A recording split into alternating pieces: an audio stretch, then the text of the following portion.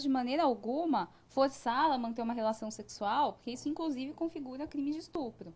E se ela se sentir pressionada, se ela se sentir com a liberdade sexual dela cerceada de alguma forma, ela tem inclusive os direitos a recorrer à delegacia da mulher e eventualmente ver as medidas previstas na Lei Maria da Penha aplicadas a ela. Porque a ideia de que no casamento a mulher tem que se submeter às vontades do marido de forma irrestrita, até talvez algumas mulheres talvez até tenham essa ideia, é errônea. Isso de maneira alguma. A mulher tem direito de escolher se ela vai manter relações sexuais, quando ela vai manter relações sexuais, se ela vai querer utilizar algum método contraceptivo e por aí vai. Então, com certeza, essa situação que você descreveu configura uma forma de violência sexual contra a mulher. Tá, então assim, se o caminho, né, via um boletim de ocorrência na Delegacia da Mulher, a Stephanie da UBS Califórnia pergunta, eu posso fazer uma denúncia mesmo sem ter testemunha? Pode. É muito comum até que não tenha testemunha, né? Porque a violência doméstica, em geral, ela é no âmbito da casa, dentro da residência da família. Então, aliás, é muito mais comum não ter a testemunha do que ter a testemunha. É claro, como eu disse, que se tiver algum vizinho que sabe, que se dispõe a ser a testemunha, ótimo, melhor. A gente vai conseguir produzir uma prova mais robusta. Mas se você não tem testemunha, não tem problema nenhum. Você pode fazer o seu boletim de ocorrência, pode denunciar a violência. É importante ressaltar que a prova é importante, só que você, se não tem a testemunha, vá à delegacia, procure a defensoria para sair dessa situação de violência. Não é essencial e, aliás, é muito comum que não haja testemunha. Okay. Esse é o programa Momento Saúde, transmitido diretamente dos estúdios da Secretaria Municipal de São Paulo. Você pode formular as perguntas, ligar, né, fazer ligação, inclusive, do seu celular a cobrar para o telefone 3129 90 92. Nós estamos falando sobre o Dia Internacional da Mulher, que é amanhã. Mulher, prevenção às DST-AIDS, também é um direito.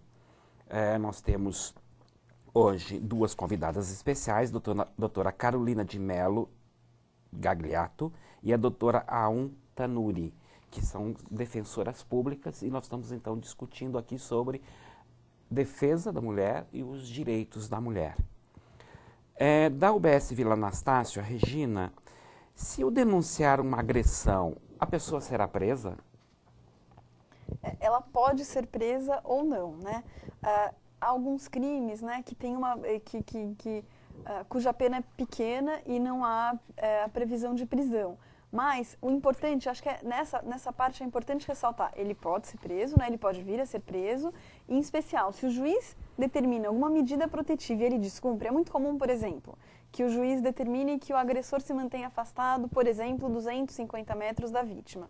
Se ele descumpre e procura, o que é muito comum, né, porque em geral eles ficam, a mulher às vezes vai para um abrigo, às vezes vai para a casa de algum parente, eles acabam descobrindo o endereço onde a mulher está, é comum que ele se aproxime e tente novamente agredir a mulher, seja com agressão psicológica, seja com agressão física. Nesse caso de descumprimento da medida protetiva, se a mulher for até a defensoria noticiar, é possível que ele seja preso, né, por descumprimento da medida protetiva. Né? Então, isso é importante. Assim, a gente não é garantia de que ele será preso, mas você terá todas as medidas determinadas em seu favor, e em caso de descumprimento, poderá ser decretada a prisão do agressor. Só para esclarecer um detalhe que a Carol estava comentando, o que são essas medidas protetivas, que são as medidas previstas na Lei Maria da Penha para a mulher que esteja em situação de violência? A lei prevê uma série de medidas que o juiz pode aplicar. Inclusive, o juiz pode aplicar outras medidas que não estejam expressamente previstas na lei.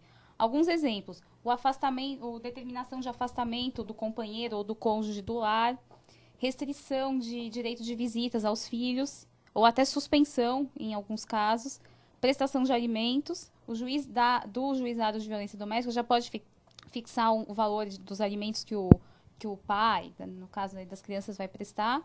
Proibição de qualquer forma de contato com a ofendida, com as testemunhas e com os filhos. Inclusive, o juiz fixa uma distância mínima que ele tem que manter dessas pessoas, tanto da ofendida, como dos filhos, como das testemunhas. E tantas outras medidas. Essas que eu falei são só alguns exemplos, mas, no caso concreto, o juiz pode determinar outras. Por exemplo, proibição do agressor frequentar um determinado lugar, e por aí vai. Então, a lei tem uma gama muito grande de medidas para proteger a mulher. Então, isso que são essas medidas protetivas que a Carol mencionou. Ok. Uma pergunta vindo da dona Maria Antonieta Capela do Socorro. A Tânia pergunta: se numa separação eu tiver AIDS, eu posso perder a guarda dos meus filhos? Isso é uma questão bem, bem importante, né? Na verdade, quando a lei fala em guarda, quando se fala em guarda de uma criança, é o genitor ou a genitora, o pai ou a mãe, que vai ser responsável por cuidar diretamente daquela criança, né? O que o juiz está preocupado, né? E a gente tem que comprovar no processo. Quem é que tem melhores condições de cuidar da criança, né? Se você vai proporcionar à criança a saúde, se você vai levar sempre ao médico quando necessário, se a criança vai à escola, se a criança tem uma boa alimentação, se a criança tem uma condição de higiene boa em casa. Então, se a criança está sendo bem cuidada, independente de qualquer coisa, a guarda vai ser deferida à mãe. É muito comum, inclusive, que haja essa disputa e aí são feitos alguns estudos. O psicólogo vai até a casa onde o pai e a mãe moram, um assistente social conversa com as partes, mas independente de ser portadora do vírus HIV, você pode ter a guarda do seu filho. A única coisa que está importando é verificar se a criança é bem cuidada, independente da doença que mãe ou pai tenham.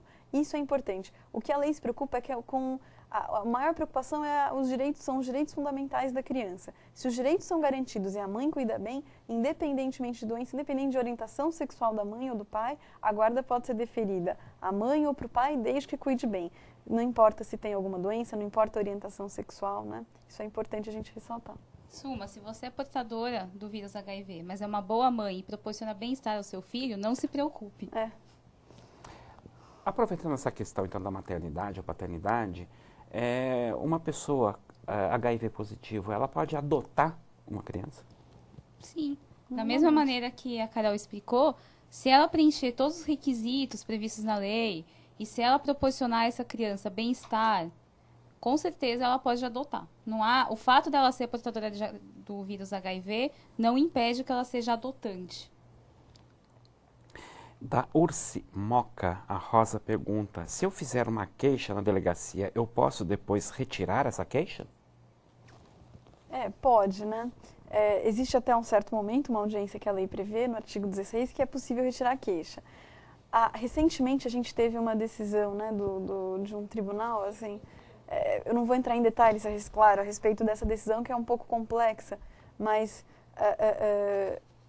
se você sofrer alguma lesão leve, o Estado vai buscar processar essa pessoa criminalmente, independente da sua vontade, não por conta da sua vontade, mas por conta da gravidade da agressão, né? Independe da vontade da mulher, o Estado fala: essa é uma conduta absolutamente reprovável, não deveria ter sido praticada e eu vou processar e punir por conta da gravidade, independentemente da vontade da mulher. Existem alguns crimes mais leves, né, que eu não vou entrar em detalhes aqui, que são condicionados à representação, que são de ação penal privada, que independe. Mas hoje a gente tem essa tendência de que a escolha não é da mulher, né? O Estado é que reprova essa conduta, o Estado é que diz que essa conduta é muito grave e que essa pessoa que praticou a conduta tem que ser processada. Mas para os crimes de ação penal pública condicionada e ação penal privada, existe até uma audiência até onde a mulher pode desistir da representação criminal. Ok. Da AMAPAC Novo Mundo, a Tamires pergunta: se o homem se recusar a usar a camisinha, eu posso denunciá-lo? Sim, esse é um outro exemplo de forma de violência sexual. Da mesma maneira que ele não pode impedi-la de usar um método contraceptivo, ele não pode impor à mulher a prática de uma relação sexual sem um método contraceptivo. Ou seja, se ele se recusa, ela pode e a força a manter essa relação sexual, com certeza essa é uma situação de violência sexual. e ela pode buscar as medidas previstas na Lei Maria da Penha. Inclusive, eu acho que uma alternativa, sim, hoje existe o preservativo, existe a camisinha feminina, né? Até que se o homem não vai usar, ele recusa usar no corpo dele, né? Eu entendo que ela tem o direito de usar no corpo dela a camisinha feminina. Com Talvez certeza. uma alternativa até para essa questão. Com certeza, com certeza. E ele não pode impedi-la de fazer isso também. Ela tem a liberdade de fazer o que quiser, até de romper o relacionamento. Exato. Ela tem a liberdade de escolha, né? Ela não está nem de forma alguma subjugada à vontade do companheiro, do namorado ou do marido. Uma pergunta um pouco polêmica aqui, da UBS Vila Guacuri. A Ivete pergunta: se uma pessoa me passar HIV e sabia que estava com vírus e não usou preservativo, eu posso denunciá-lo? Sim, com certeza. Inclusive é um crime descrito no Código Penal, a pessoa que pratica relação sexual numa situação dessa, e com certeza ela tem que denunciar. Mas E essa pessoa será processada, a pessoa que praticou esse crime contra ela. Tá. Mas, doutora Cláudia, assim, quando a gente pressupõe duas pessoas tendo relação sexual, né, o uso do preservativo, usar ou não, né, é da responsabilidade de ambos. Mesmo que a pessoa